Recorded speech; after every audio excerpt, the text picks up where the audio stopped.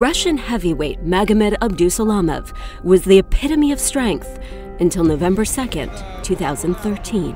He suffered a subdural hematoma sometime during the fight. His brain is bleeding as the boxer stumbles down the hall, pees blood, vomits in the street. He's in Madison Square Garden 60 minutes or less, whereby people can get to him and see these signs and symptoms. But instead of getting a doctor or an ambulance, a New York boxing inspector tells him, hail a cab to the hospital. It takes him approximately 2 hours from the close of the fight to get to an emergency room. During those 2 hours, irreversible brain damage is being caused. Paul Edelstein is Abdusalamov's lawyer. That clock would have been easily stopped or reversed had somebody gotten to him in time. But time had run out. He's advancing just as you. Now paralyzed, the fighter is cared for by his wife and daughters. His medical bills cost millions. He survives off the charity of friends. But in the 3 years since his injury, the tragedy of that fateful night has taken on a life of its own. Following the Abdusalamov fight, the Secretary of State, Cesar Perales at that time, wrote a letter to the Inspector General asking them to investigate the circumstances of the fight. The investigation found the Athletic Commission negligent, saying policies and procedures were either non-existent or deficient when it came to medical care. But the investigation quickly broadened into something even bigger, findings of widespread corruption within the commission. David Berlin is the former director of the commission, turned whistleblower. People who had taken gifts from promoters, people who had gotten family members and friends into fights free of charge. Nepotism and attempts to certify an unqualified judge. But the damning 50-page report was not publicly released in the months or even years that followed. We started a second lawsuit, forcing the state of New York to release the findings in this report. Okay, it's our belief that the report was being held up, was being delayed for some reason. But why? I vote no anyway. Had that report been placed in the hands of any opposition leaders in the legislature when MMA came up on the floor for passage, I'd have to wonder how one of them wouldn't just hold up this report and say, what are you guys doing to meet the 10 or 15 things that the Inspector General says is wrong with the Athletic Commission? There would have been state legislators who said, wait a minute, these people clearly can't even regulate boxing properly.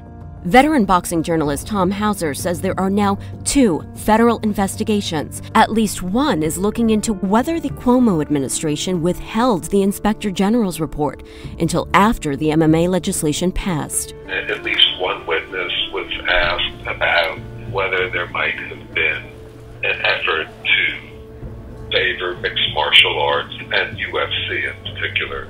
And with UFC 205 less than 2 months away, the Athletic Commission remains in turmoil, with 2 vacant seats and 2 holdover commissioners who were criticized in the report.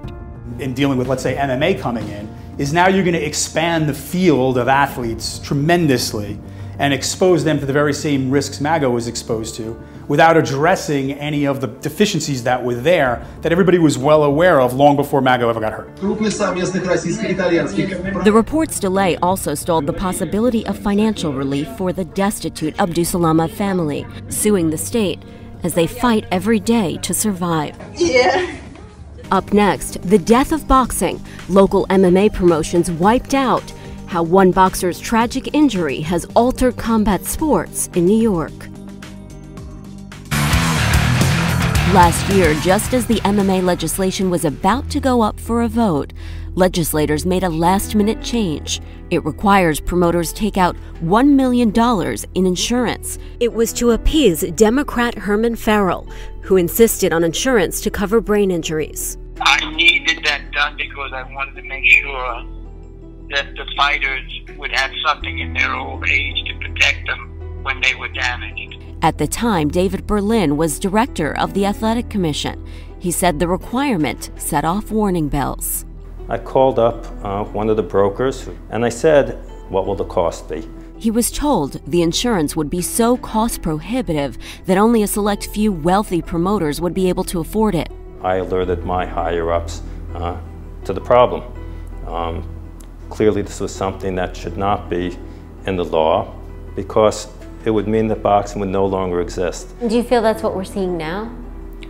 We're absolutely seeing it now. There are no boxing shows scheduled for September, for October, for November, not a show scheduled. On August 27th, legendary promoters Joe DeGuardia and Lou DiBella sent this letter to the Department of State, claiming boxing is under immediate danger of extinction. And there are no small or mid-level mixed martial arts shows scheduled either. Our mission statement was creating a show for fighters by fighters. Promoter Tom Sconzo of New York Fight Exchange says he couldn't wait to hold his first show in New York. We were growing our own future champions, our future Chris Weidman. But the insurance requirement makes it impossible. It could cost us another $30,000, $40,000 to do a show on top of what we're already spending. The $1 million requirement is not set in stone. The New York State Athletic Commission has the power to change it. But just this month, it approved it, despite all the warnings. It's offensive. And it should be offensive to any of these athletes because it doesn't provide one measure of protection for them at all. And that's the concern, that the policy shields the state, but not the fighters. The $1 million insurance requirement comes into play after the system has failed to protect the health and safety of the fighter. So far, no insurance carrier has even agreed to provide such risky coverage. And a future policy may not even cover most brain injuries. The law already excludes slow brain bleeds, like the one that killed Pedro Alcazar in 2002. And over here, guys. For now, only the UFC and World Series of Fighting scheduled events in New York this fall. Meanwhile, questions remain over whether New York's Athletic Commission is prepared to safeguard a new wave of athletes after it failed Magomed Abdusalamov.